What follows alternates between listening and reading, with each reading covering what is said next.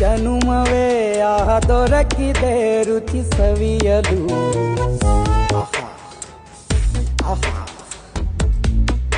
ಈ ಜಗವಿದೆ ನವರಸಗಳ ಉಣಬಡಿಸಲು.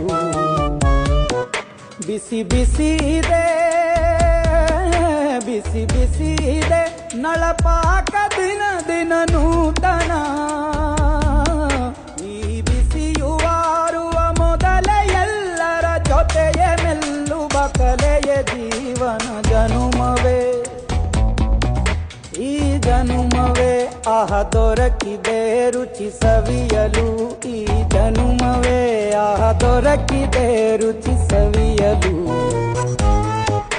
ಈ ಜಗವಿದೆ ನವರಸಗಳ ಉಣಬಡಿಸಲು.